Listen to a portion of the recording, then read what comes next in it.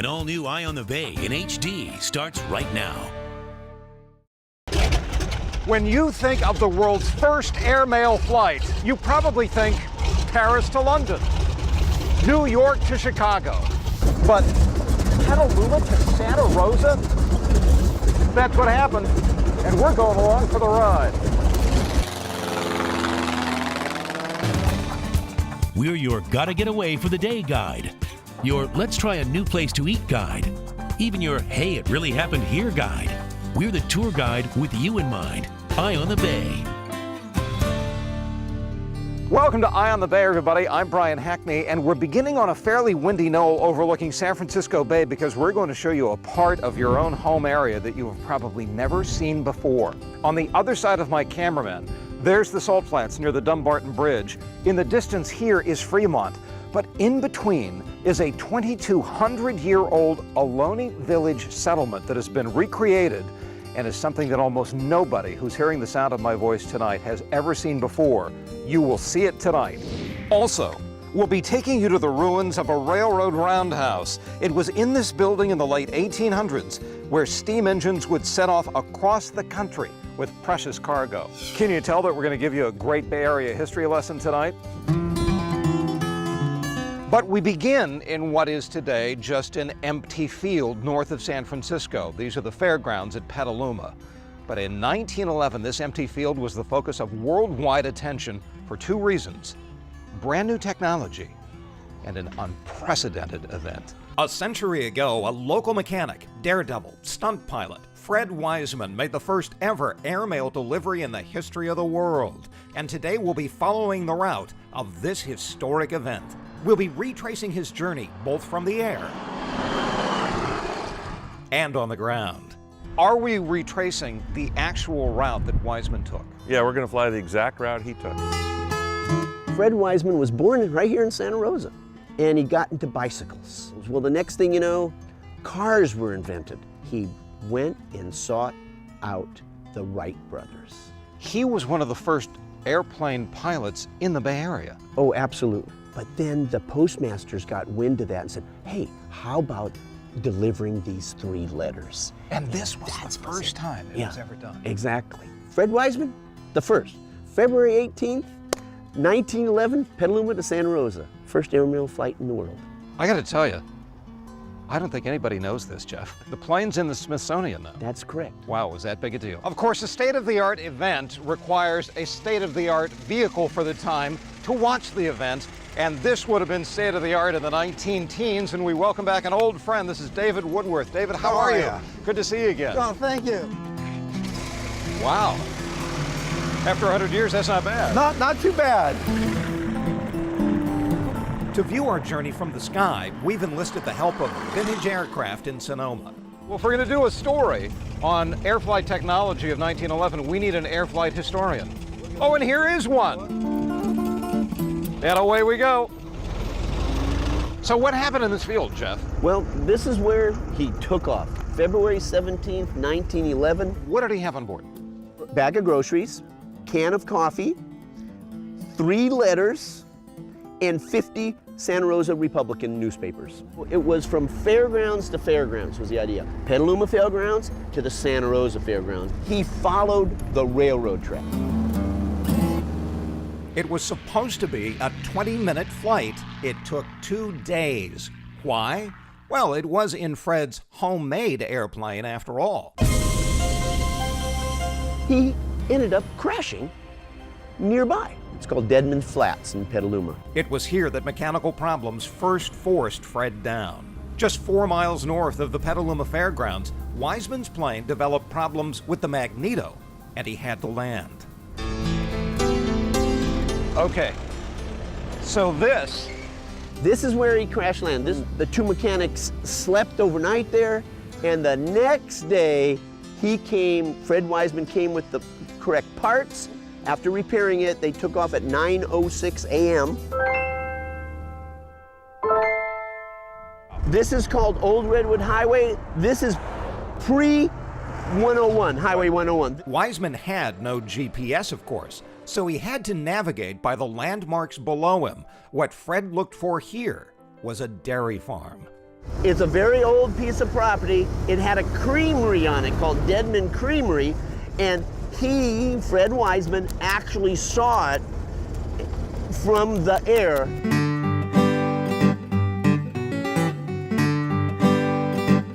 All right.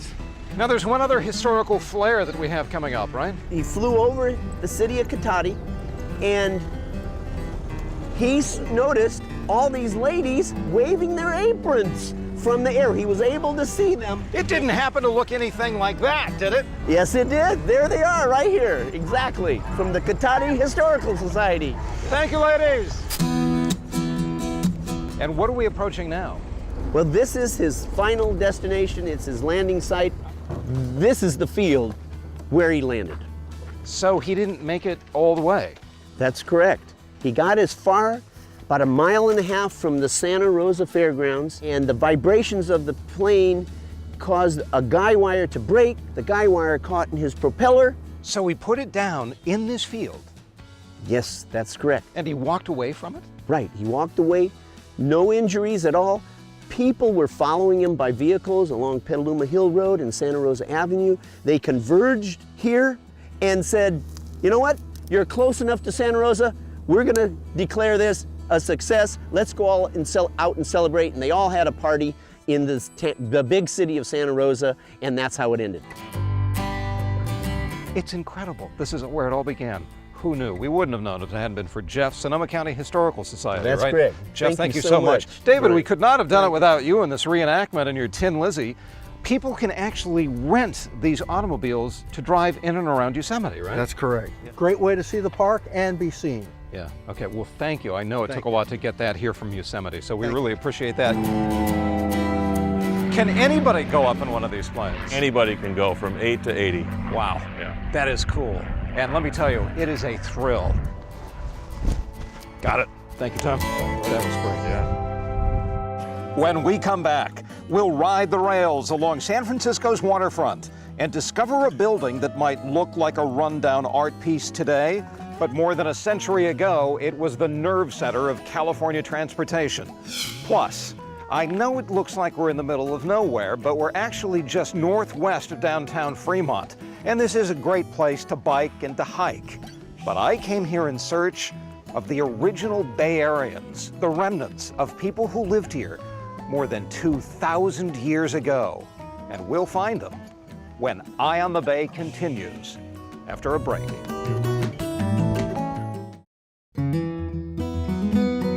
Welcome back to Eye on the Bay. I'm Brian Hackney as we continue to dig into the Bay Area's past. And now we're going to go back more than 100 years to before the turn of the 20th century, long before there were cars on the road, but there were plenty of trains on the track. It was called the State Belt Railroad. On this stretch of tracks, late in 1889, steam trains would serve the busy bustle of commerce along San Francisco's waterfront piers. As far north as Fort Mason, near the Golden Gate, trains could head south to Brisbane, to what was called the Bayshore Rail Yard. It was once the home base for all engines to be serviced and turned around. You think it's lost in time? It's still here. They would service 10,000 cars a month.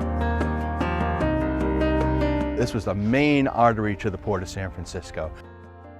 And inside the main yard was this, the Bayshore Roundhouse. It was where they kept steam engines hot 24 hours a day. And their smokestacks would go underneath the chimneys that you see. So the steam engines were brought inside each one of these compartments, and then the steam engines would head out of here, bound for where?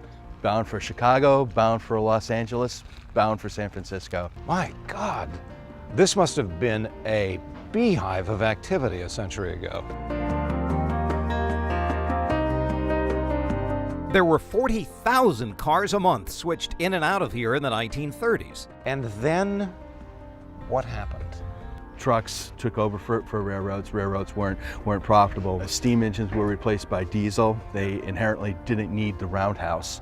The other thing that happened to the railroad traffic on the peninsula was the Port of Oakland coming online. That changed everything. Today it's just a canvas for graffiti artists. But the idea is that someday, in the not terribly distant future, this will be restored. That's the idea. Well, that brings us over here to the reason this rail line was built here. It was a high-speed rail line of the beginning of the century. Oh my gosh, so this is 1906. And they were actually cutting the hill, carving a notch in order to lay the rail line through it. But this is actually the path of the rail that Caltrain follows now. That's right, that hasn't changed. Well, the interesting thing about this picture is this is about 3 months after the 1906 earthquake, and you can see there was some settling of the rail. We actually have an actual train that ran in the port of San Francisco, and we're restoring it here by this roundhouse. It was fantastic to see this old beauty, but then I learned that 2 original diesels that replaced the steam engine are still switching train cars on a tiny stretch of the old Beltline Railroad near the port of San Francisco. Oh, this I gotta see. Okay. By 1946, they had sold every steamer they had, and it was all these diesels we're going to see. These are some of the oldest diesel engines remaining. San Francisco Bay Railroad is the port's short line railroad. You're what's left of the Beltline. That is correct. We are the short line of the Beltline. This is 64 years old. And it's still going strong. And it's going strong. Wow. This is the yard that we use to switch cars in and out with the Union Pacific. It can go to Chicago, it can go to New York. From here? From here, right from this very yard. This is the end of the line, too. For over 120 years, railroad cars have been rolling along this track, lost, but for this last remnant of the Beltline Railroad.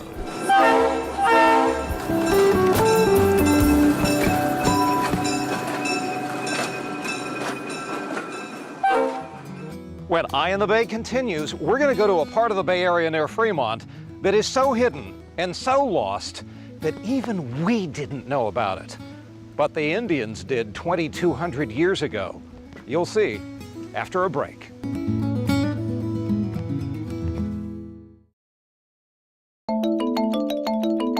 Welcome back to Eye in the Bay. I'm Brian Hackney. Now, when you imagine the Bay Area, what comes to mind? The bridges, the buildings, the 7 million people. All of that exists just beyond those hills. What exists here is what you don't imagine the Bay Area to be. But it's what it was for thousands of years. It's about as lost as the lost Bay Area can get. This is like a hidden jewel. Isn't it marvelous? I had no idea this was here. And it's You've been keeping this a secret. Coyote Hills Regional Park is for the birds and the scenery, and once upon a time, for some of the earliest residents of the Bay Area.